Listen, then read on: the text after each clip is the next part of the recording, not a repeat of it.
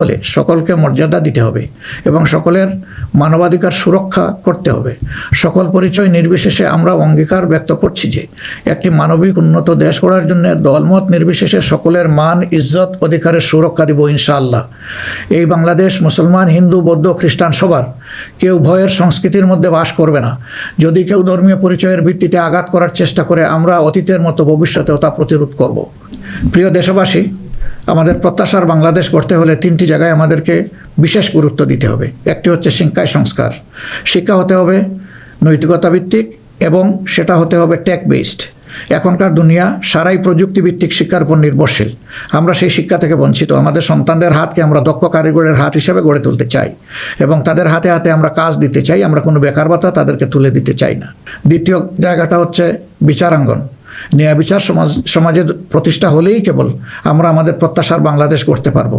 অন্যথায় দুঃশাসন এবং দুর্নীতির কণ্ঠ রোধ করা মোটেই সম্ভব হবে না। অতএব বিচার বিভাগকে আমূল ঢেলে সাজাতে হবে। সেখানে অবশ্যই সৎ, দক্ষ এবং কমিটেড যে সমস্ত লোকেরা আছেন তাদেরকেই বিচারের আসনে বসাতে হবে। তৃতীয় জায়গাটা হচ্ছে আমাদের অর্থনীতি। এই ভঙ্গুর অর্থনীতি নিয়ে দেশকে আগানো সম্ভব নয়। সুতরাং অর্থনীতিতে ব্যাপক সংস্কার সাধন করতে হবে। বিশেষ করে ব্যাংকিং সেক্টর এবং অপ্রাতিষ্ঠানিক যে সমস্ত খাত রয়েছে সেই জায়গাগুলোতেও আমাদেরকে প্রাতিষ্ঠানিক ও অপ্রাতিষ্ঠানিক খাতে আমাদেরকে হাত দিতে হবে। আমাদের ব্যবসাকে করতে হবে বিনিয়োগ বান্ধব। বিনিয়োগ বান্ধব হলেই দেশে কর্মসংস্থান তৈরি হবে এবং আমাদের বেকারত্ব দূর হবে। এই তিনটা জায়গায় আমাদের গুরুত্ব দেওয়া ছাড়া কোনো উপায় নেই। আমরা আশা করব দেশবাসী আমাদেরকে তাদের মূল্যবান ভোটের আমানত সমঝে দিয়ে আমাদের দেশকে প্রত্যাশার আলোকে গড়ে তোলার ক্ষেত্রে আমাদেরকে সহযোগিতা করবেন। সম্মানিত উলামায়ে কেরাম, একাধিক ধর্মের এদেশ মুসলমানগণ সংখ্যাগরিষ্ঠ। তাই মুসলমান হিসাবে এটি আমাদের দায়িত্ব যে সমাজে ন্যায় বিচার, ইনসাফ প্রতিষ্ঠা করা এবং সকলকে সুরক্ষা দেওয়া। এগুলো ইসলামের শাশ্বত আদর্শ। সকল মানুষের মৌলিক অধিকার নিশ্চিত করা আমাদের কর্তব্য। আল্লাহ তাআলা স্পষ্টত বলেছেন, ইন্নাল্লাহা ইয়া'মুরুকুম বিল আদলি ওয়াল ইহসান ওয়া ইতা'i যিল কুরবা ওয়া ইয়ানহা আনিল ফাহশাই ওয়াল মুনকারি ওয়াল বাগয়। আমাদেরকে স্পষ্টভাবে আল্লাহ এই নির্দেশ দিয়েছেন। এ দায়িত্ব আমরা সকলে মিলেই পালন করব। তাবলিগি জামাত সহ ধর্মীয় মহলের ভাইদের প্রতি আমাদের আহ্বান, আপনারা দিনের জন্য যে মেহনত করছেন দেশ গড়ার কাজেও আপনারা আমাদের সাথে গুরুত্বপূর্ণ ভূমিকা রাখবেন বলেও আমরা গভীরভাবে বিশ্বাস করি।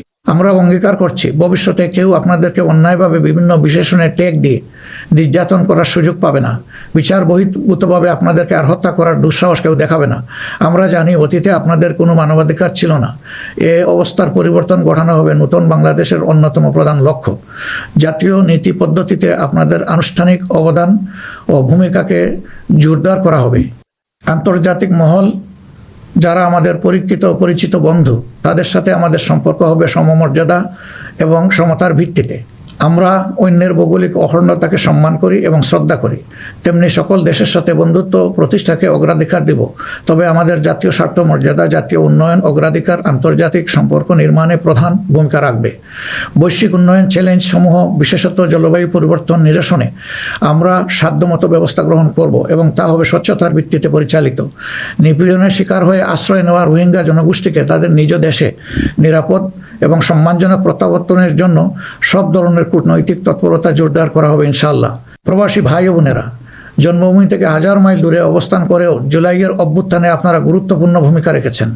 জেল জুলুমের শিকার হয়েছেন, ত্যাগ স্বীকার করেছেন।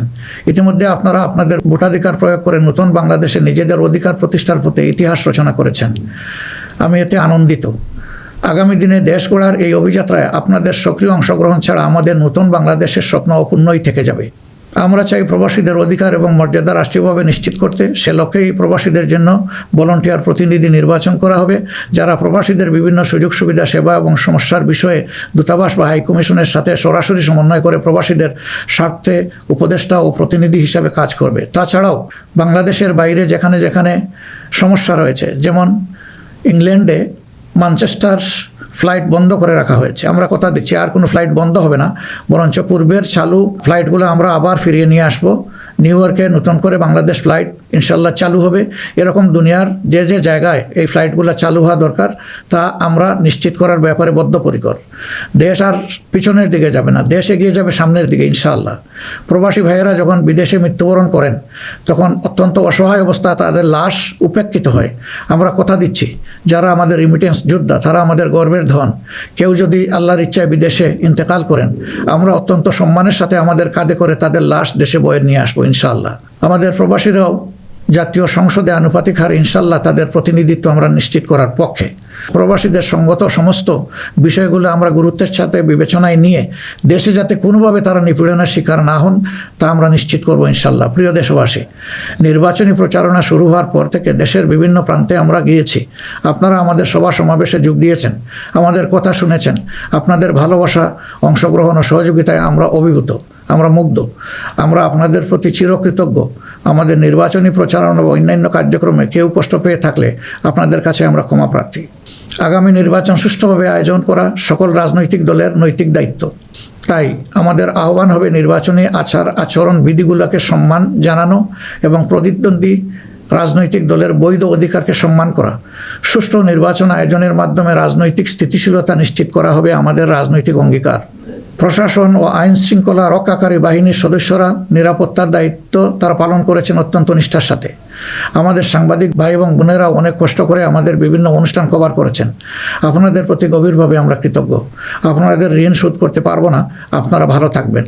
আমাদের দলের বিভিন্ন পর্যায়ে নেতাকর্মী, শুভাকাঙ্ক্ষী এবং নির্বাচনী জোটের নেতৃবৃন্দ কর্মীগণ নিরলস পরিশ্রম করে যাচ্ছেন, আর্থিক ত্যাগ করেছেন। শেরপুরে আমার ভাই রেজাউল করিম প্রতিপক্ষের নির্মম আঘাতে শাহাদত বরণ করেছেন। আল্লাহ রাব্বুল আলামিন তার এই ত্যাগকে কবুল করুন এবং তাকে শহীদ হিসাবে কবুল করুন। আমাদের ভাই জনাব মোহাম্মদ নুরুজ্জামান বাদল, যিনি শেরপুর 3 আসনের প্রার্থী ছিলেন, তিনি ইন্তেকাল করেছেন। আল্লাহ তাকে উত্তম পুরস্কার দিন এবং জান্নাত নসিব করুন। প্রিয় দেশবাসী, আমরা আন্তরিকভাবে বিশ্বাস করি যে রাষ্ট্রীয় দায়িত্ব হচ্ছে আমানত। রাষ্ট্রীয় দায়িত্ব কোনো উপভোগের বিষয় নয়। সর্বাবস্থায় আমরা স্মরণে রাখব, আমরা প্রত্যেকে দায়িত্বশীল এবং আমাদের দায়িত্বের ব্যাপারে জিজ্ঞাসাবাদ করা হবে। আমরা হযরতে ওমরের সেই বিখ্যাত উক্তি ও দায়িত্বশীলতা মনে রাখব যে ফুরাত তীরে একটি কুকুর না খেয়ে যদি মরে তাহলে তার জন্যও তাকে জবাবদিহি করতে হবে। আল্লাহর নির্দেশ অনুসারে আমরা ন্যায় বিচার প্রতিষ্ঠায় অঙ্গীকারবদ্ধ থাকবো ইনশাআল্লাহ। আশা করি আপনারা আমাদের অঙ্গীকার ও স্বপ্নকে বিশ্বাস করে জাতীয় সংসদ নির্বাচনে আমাদের প্রতি সমর্থন জানাবেন। আগামী 12 ফেব্রুয়ারি তারিখে জামাতে ইসলামের প্রার্থীদেরকে দাঁড়িপাল্লা মার্কায় এবং যেসব অঞ্চলে 11 দলীয় অপর প্রার্থী রয়েছেন তাদেরকে আপনারা আপনাদের এলাকায় ইনশাআল্লাহ মূল্যবান ভোট দিয়ে নির্বাচিত করবেন। এই আকুল আবেদন আপনাদের সকলের প্রতি রাখলাম। আল্লাহ পরিবর্তনের এক মহা সুযোগ আমাদেরকে এনে দিয়েছেন। আসুন সেটা কাজে লাগাই। বিগত দিনের রাজনীতি পরিহার করি, একটি নতুন বাংলাদেশ তৈরি করি যেখানে সবাই মান, ইজ্জত ও মর্যাদা নিয়ে বাস করবে। আমরা আমাদের তরুণ সমাজকে সমাজের ককপিটে বসিয়ে দিতে চাই। বাংলাদেশ নামের উড়োজাহাজটি তারাই চালাবে, তারাই হবে ক্যাপ্টেন, তারাই হবে এটার পাইলট। আমরা গিয়ে বসবো প্যাসেঞ্জার সিটে। হে তরুণরা, তোমরা তৈরি হয়ে যাও। এই দেশ তোমাদের জন্যে, এই দেশ তোমাদের হাতেই তুলে দিতে চাই এবং এই দেশ তোমাদের হাতেই মানাবে, এই দেশ তোমাদের হাতেই গড়ে উঠবে। এটি আমাদের একান্ত প্রত্যাশা।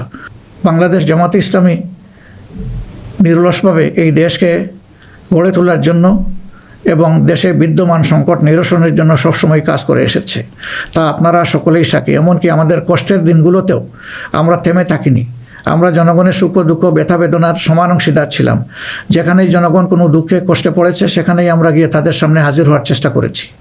আপনারা তখন আমাদেরকে বলতেন, এত কষ্ট বুকে চেপে আপনারা এসেছেন আমাদের কাছে, এক আশ্চর্য জিনিস। না, এটা আপনাদের কাছে আশ্চর্য হলেও আমাদের কাছে ছিল এটি আমাদের পবিত্র কর্তব্য এবং দায়িত্ব। কোনো বাধাই আমাদেরকে সেদিন টেকিয়ে রাখতে পারেনি।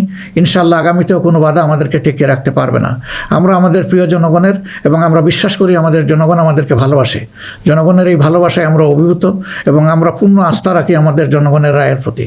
আপনাদের সকলকে আজকের এই পর্যায়ে এসে আরেকবার আমি আহ্বান জানাবো, আসুন একটু নতুন বাংলাদেশ, তরুণদের প্রত্যাশার বাংলাদেশ, জিএনডির জন্য আগামী বাংলাদেশ, আমাদের নারী সমাজের জন্য একটা নিরাপদ এবং সম্মানের বাংলাদেশ গড়ে তোলার জন্য আমরা সবাই আগামী 12 তারিখ দাঁড়িপাল্লা এবং জোটের অপরাপর মার্কা যেখানে যেটা আছে তাতে ভোট দিয়ে 11 দলীয় প্রার্থীদেরকে নির্বাচন করি।